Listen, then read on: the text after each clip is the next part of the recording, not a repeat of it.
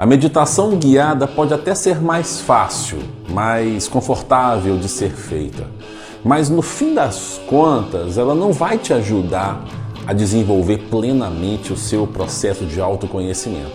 E nesse vídeo eu vou te contar as razões pelas quais você deveria começar a pensar em praticar um outro tipo de meditação mais profunda.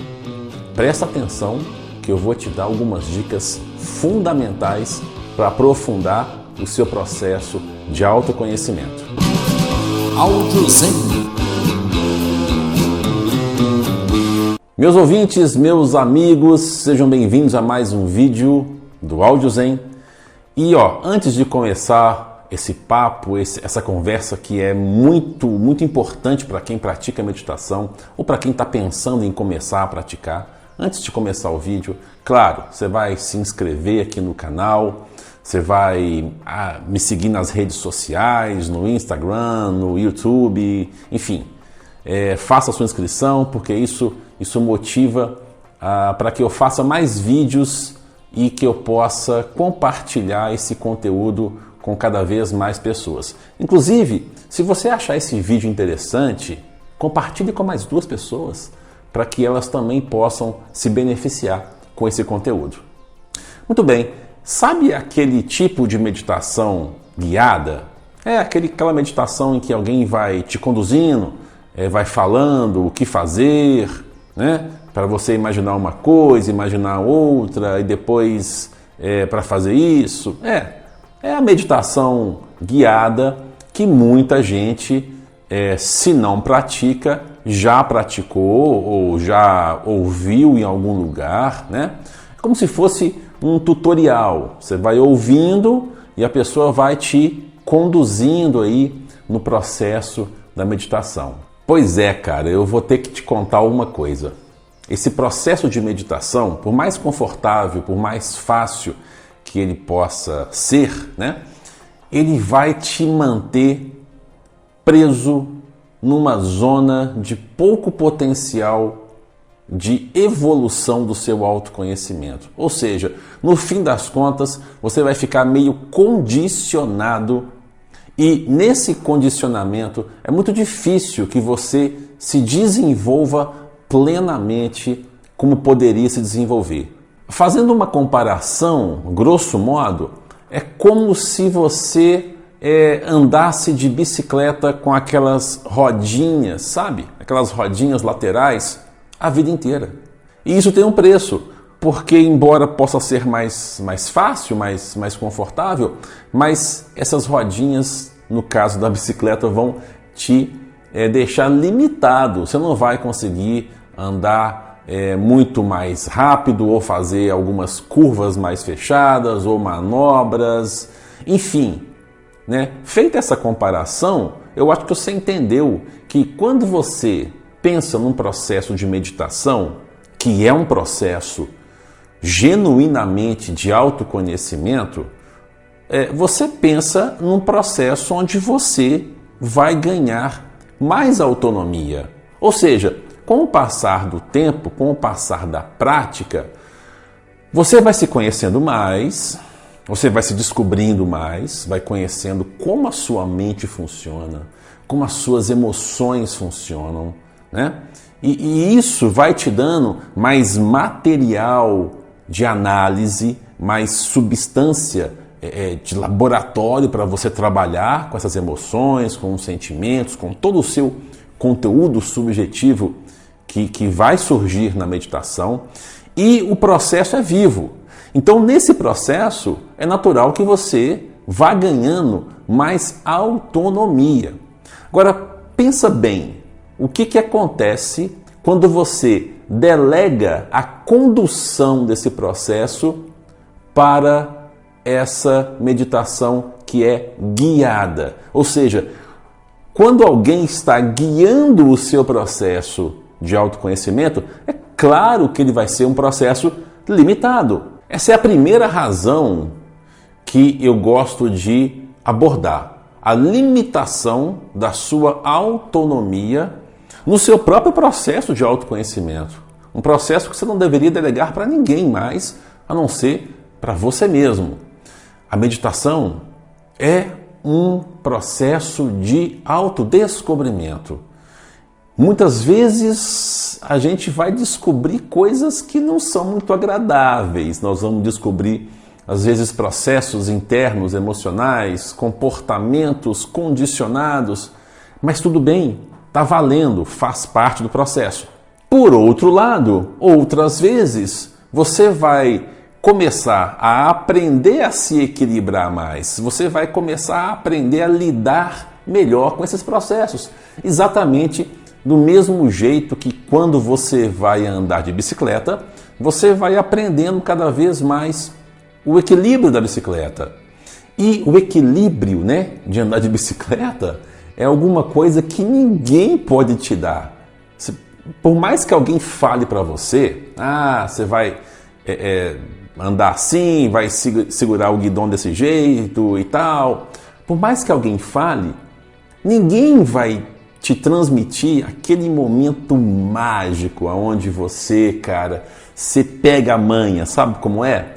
Né? Se você anda de bike, você sabe o que é isso, né? Um dia você aprendeu a andar de bike, aquele momento mágico onde você pega o jeito do negócio e aprende, né? Aprende de uma forma visceral, ou seja, de uma forma totalmente envolvida com o processo. E aí você nunca mais esquece. Você aprendeu o equilíbrio de andar de bicicleta. Isso aí é para sempre. Pois é, se você nunca tirar suas rodinhas da bicicleta, você vai ser roubado desse momento de aprendizado, que é um momento de salto. Você sai de um nível e passa a ocupar outro nível de prática de andar de bicicleta. Da mesma forma, quando se fala em prática de meditação, de autoconhecimento, nós temos momentos de desequilíbrio e momentos equilibradores. E é nesse jogo interno, em que a gente vai aprendendo a desenvolver competências e habilidades que vão construindo essa transformação. Você está me entendendo que a transformação do autoconhecimento só é possível quando ao mesmo tempo a gente vai criando essa autonomia consciente?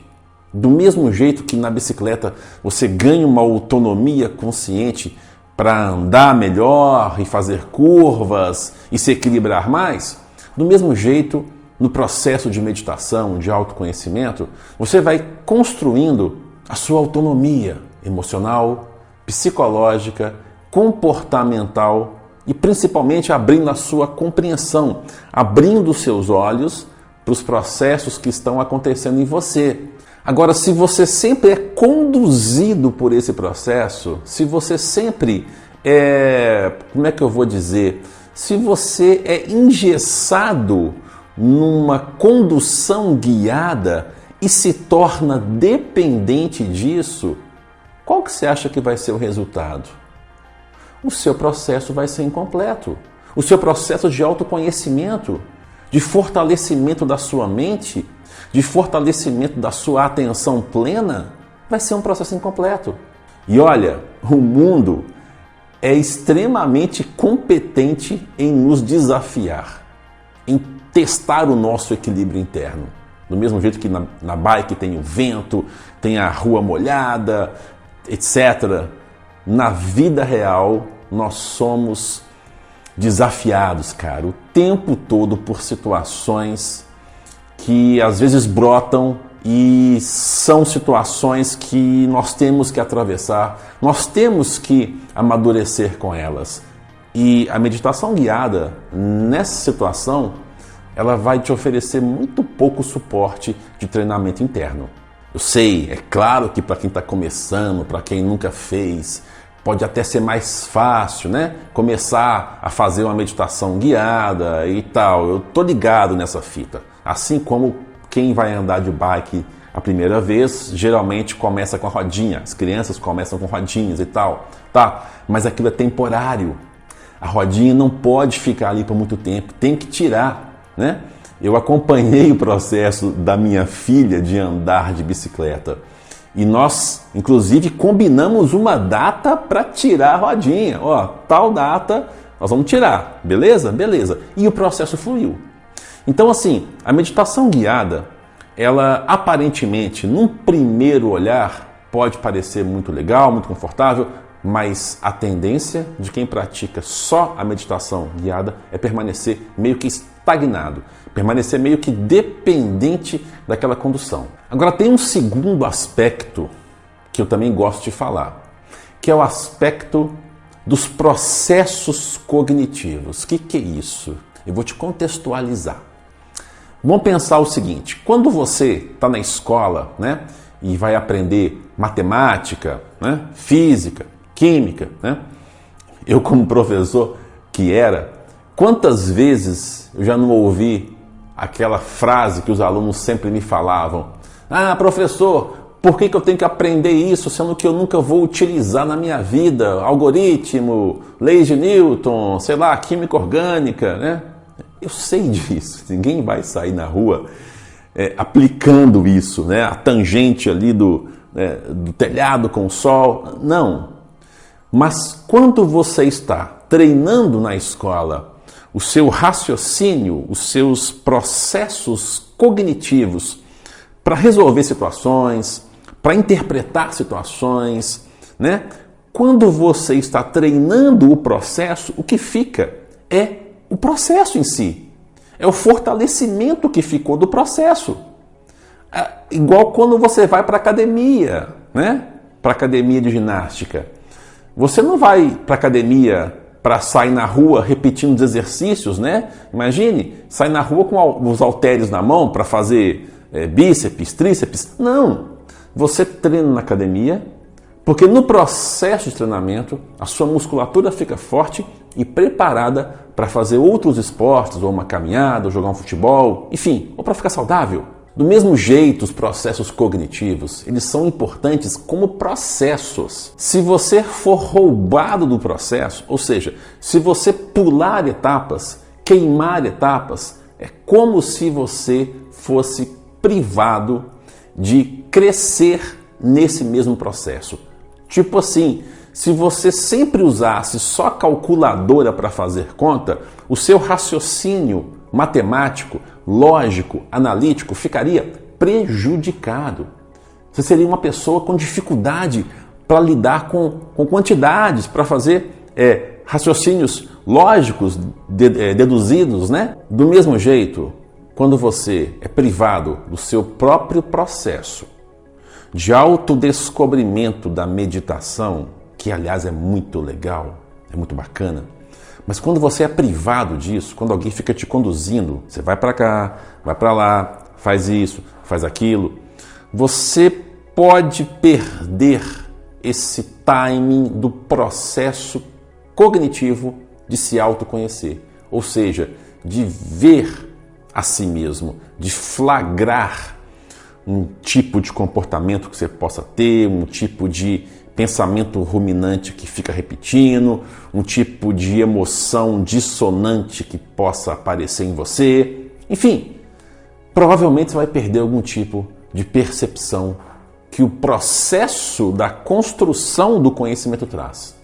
Você está me entendendo? A importância de viver o processo por si, assim como na escola você não entrega uma calculadora para uma criança, mas você ensina a criança a fazer as contas, né? A operar os números, né?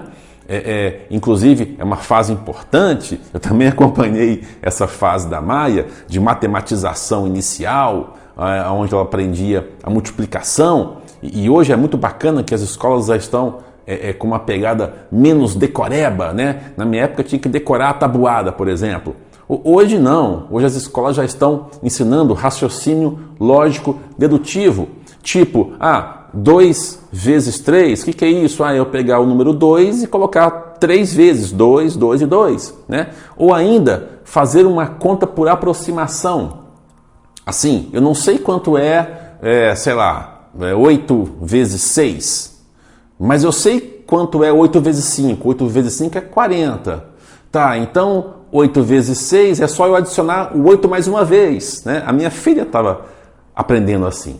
Então, da mesma forma que você não pode privar uma criança ou um estudante de aprender os processos básicos, dando para ele uma calculadora, da mesma forma você não pode ou não deveria tirar do processo de autoconhecimento da meditação a fase da dificuldade inicial, que é importante a pessoa sentar e começar a se perceber, a se ver, né? Começar a se dar conta de si mesmo. Essa fase é muito importante, por sinal, onde nós vamos desconstruindo muitas ideias que nós poderíamos ter a respeito de nós mesmos.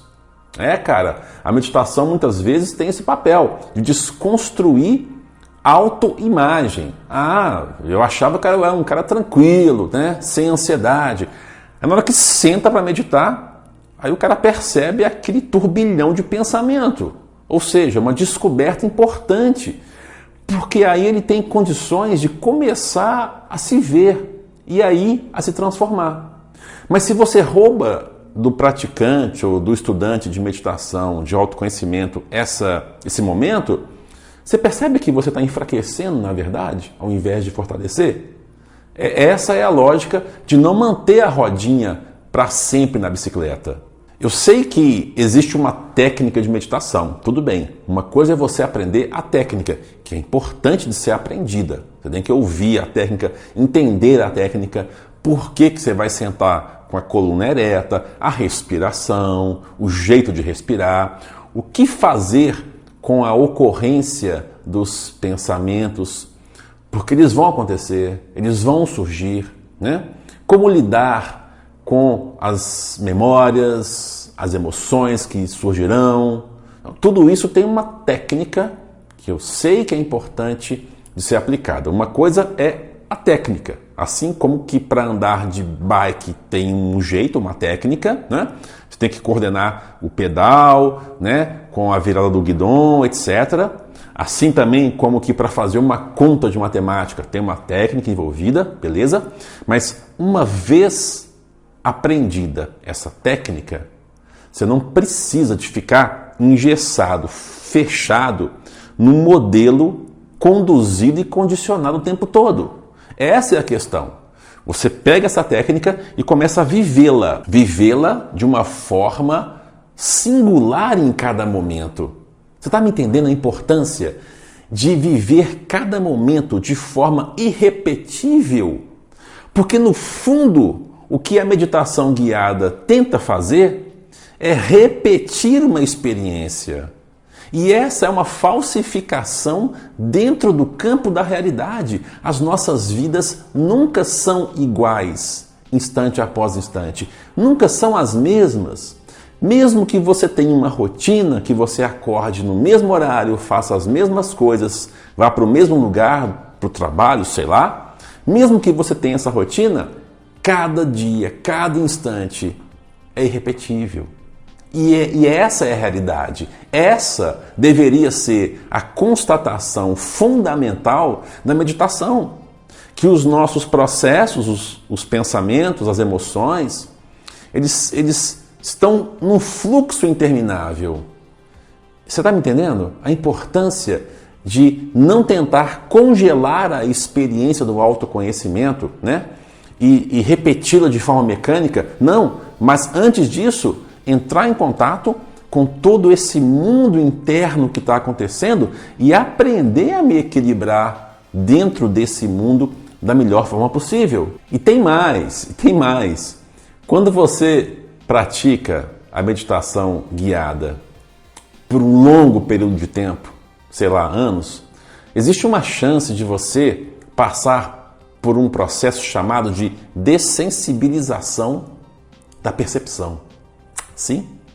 Você fica tão condicionado em seguir aquele caminho que está sendo guiado para você, ditado, tão condicionado que você passa a desperceber o que está acontecendo em você de verdade. Você começa a ficar dessensibilizado para perceber o que está rolando de verdade. Você fica muito focado em seguir o parâmetro guiado, em seguir a regra ditada. E aí você mata o processo do autoconhecimento, né? Existe um pensador indiano, é o Jiddu Krishnamurti. Ele já faleceu nos anos 80, mas foi um pensador formidável. Krishnamurti escreveu centenas de livros. Ele foi um grande nome no que se refere aos estudos de autoconhecimento, estudos da meditação, da mente. Krishnamurti tem um texto famoso, uma carta famosa, né? Que ele leu para 3.000 pessoas numa convenção, né? Na qual ele iria assumir o cargo mais alto de uma ordem, né? Ele seria o instrutor mais importante, o presidente dessa ordem. Ele novíssimo, só me engano, com 20 e poucos anos de idade, né? Ele tinha sido preparado para isso durante muitos anos. Eles tinham reconhecido em Krishnamurti uma grande mente, um grande espírito, e tinham preparado Krishnamurti para comandar essa ordem. Só que no discurso, que seria o discurso da posse dele, o que ele faz? Ele leva uma carta, a famosa Carta da Dissolução. Lindíssima. Se você tiver a oportunidade de ler, é só procurar no Google, na internet. Carta da Dissolução, Krishnamurti, em que ele simplesmente desconstrói a ideia da dependência emocional e psicológica dessa, digamos assim, dessa necessidade de ser conduzido por um caminho, de ser guiado, principalmente quando o assunto é autoconhecimento. E dessa carta surgiu uma frase que ficou famosíssima, célebre, uma das frases que ele cita na carta, né? Que é a seguinte, abre aspas, a verdade é uma terra sem caminhos, fecha aspas. Ou seja, ele está dizendo para a gente que no campo do autoconhecimento, as suas verdades, você deve descobri-las. Não tem mapa para isso, não tem um caminho pré-estabelecido, né? E esse processo de autodescobrimento, isso tem tudo a ver com a meditação real, a meditação viva e não uma meditação guiada. Eu vou até ler um pedacinho dessa carta de tão potente, de tão emblemática que é. Ouve só, afirmo que a verdade é uma terra sem caminho. O homem não pode atingi-la por intermédio de nenhuma organização, de nenhum credo. Tem que encontrá-la através do espelho do relacionamento, através da compreensão dos conceitos da sua própria mente, através da observação. Pois é exatamente essa a base da meditação profunda, da meditação livre, da meditação que liberta ao invés de condicionar. Meus amigos, meus ouvintes, eu imagino que a essa altura do vídeo vocês já devem estar se perguntando: bom, mas afinal de contas, então, o que é ou o que seria essa meditação que liberta? Já que a meditação guiada não é bem apropriada para fazer isso, então que tipo de meditação que vai libertar? Que tipo de meditação vai me colocar em contato com essa realidade fluida, tal qual ela é, com esse espaço amplo da mente, dentro do qual tudo acontece? Que meditação, então, vai me proporcionar essa experiência? Muito bem, esse vai ser exatamente o assunto do nosso próximo vídeo, porque senão esse vai ficar grande demais. Então, eu assumo o compromisso de que no próximo vídeo do Áudio Zen eu vou explicar, eu vou contar para vocês o que é essa meditação, como ela pode ser feita, em linhas gerais, naturalmente. Meus ouvintes, meus amigos, se esse vídeo fez sentido para você, eu peço que você compartilhe com mais 2 pessoas, mostre para elas que a meditação guiada, que pode ser até interessante ali num comecinho, muito breve, ela não deveria ser mantida por longos períodos de prática. por todas as razões que eu já falei nesse vídeo, e eu sempre afirmo, o principal papel de qualquer prática de autoconhecimento, de qualquer prática espiritual, é a libertação das prisões da mente, do ego, das prisões emocionais. Então, sempre que você puder atingir essa liberação, faça isso. Então fica assim, fica combinado que no próximo vídeo eu vou falar mais sobre essa meditação que libera, e eu espero que você tenha gostado desse vídeo. Um grande abraço, paz e saúde para você, para sua família, um grande salve e até o nosso próximo vídeo. Áudio Zen.